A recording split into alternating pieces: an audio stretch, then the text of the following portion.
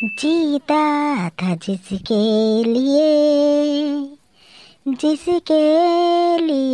मरता था, वो ऐसी लड़की थी जिसे मैं प्यार करता था। Oh no! তোর আবার কি হলো রে? তুই যে খুব দুঃখের গান গাইছিস। আমার মনে হয় হিরোকে কেউ ধোকা দিয়ে দিয়েছে। আরে না রে, এমনি এমনি গাইছি, ভালো লাগে গানটা তাই গাই। বললেই হলো। তুই লজ্জা এখন বলতে পারছিস না আমাদের কাছে, তাই তুই গান গাইছিস তোর মনের দুঃখ কষ্ট হালকা করার জন্য, তাই না হিরো? সত্যি করে বল। আরে ছাড় না ওসব কথা, আগে বল কেলটু কেন এখনো আসলো না? তোরা কি জানিস কেলটুর খবর কিছু? কি জানি ডাকলুদা, বলতে পারবো না। দেখবি যা, ও হয়তো কোনো মেয়ের জন্য অরিজিৎ সিং এর গান গাইছে। বলেন কি? এই চুপ কর, চুপ কর সবাই, স্যার আসছেন। Good morning sir. Good morning, good morning. সবাই বসে পড়ো। কি রে, সবাই ভালো আছিস তো? আর কেলটু কই? কেলটুকে তো দেখতে পাচ্ছি না, কোথায় সে? জানি না স্যার কেলটু কোথায়, কোনো কাজে হয়তো আটকে পড়েছে, এক্ষুনি চলে আসবে। আচ্ছা বেশ বেশ, তোরা সবাই পড়া করে এসেছিস তো? হ্যাঁ স্যার, আমরা সবাই পড়া করে এসেছি। খুব ভালো, খুব ভালো। স্যার ভেতরে আসবো? হ্যাঁ এসো।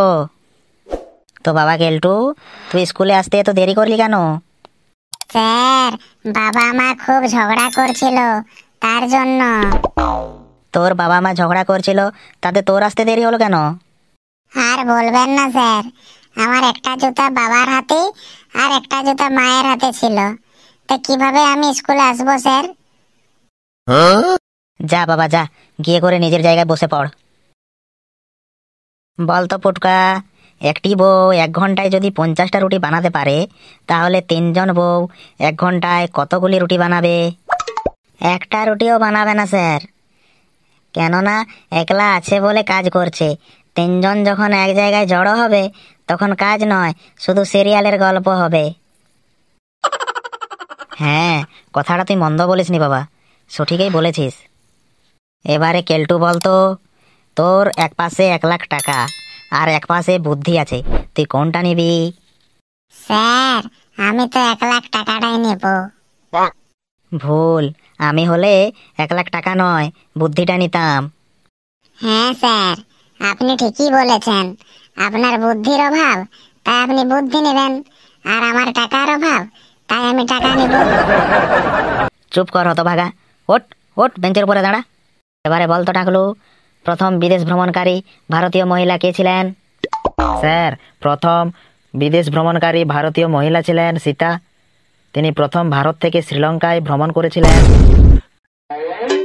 এবারে খেন্তি বলতো, যদি একটা ছোট গ্রহ পৃথিবীর সাথে ধাক্কা খায়, তাহলে কি হবে? স্যার টং টং করে আওয়াজ করবে। কেন? কেননা স্যার সানি লিওনি বলেছে, ये दुनिया पित्तल दी, ओ बेबी डॉलम सोने दी, ओ बेबी डॉलम सोने दी। এদের সাথে থেকে থেকে তুইও খুব বদমাশ হয়েছিস। ওঠ ওঠ, তুইও বেঞ্চের উপর উঠে দাঁড়া। সংগঠনে শক্তি আছে, এর একটা উদাহরণ দে। তো কে পারবি তোদের মধ্যে? স্যার আমি বলবো। হ্যাঁ বল।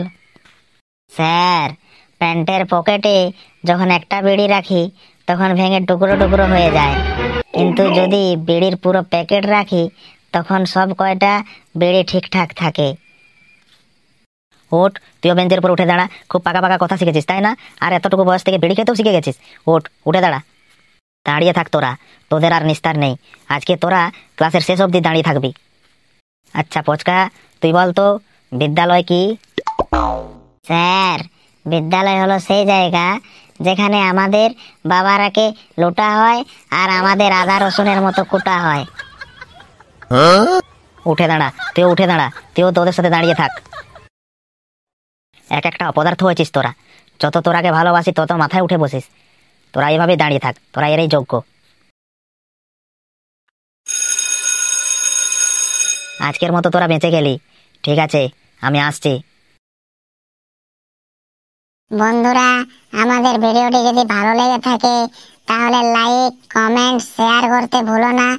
আর প্রথমবার আমাদের চ্যানেলে এসে থাকলে সাবস্ক্রাইব করে বেল আইকনটি বাজিয়ে রেখো নতুন নতুন এরকম মজাদার ভিডিও পাওয়ার জন্য। সবাই ভালো থেকো, সুস্থ থেকো। আর আজকের মতো টাটা, বাই বাই। দেখা হচ্ছে পরের ভিডিওতে।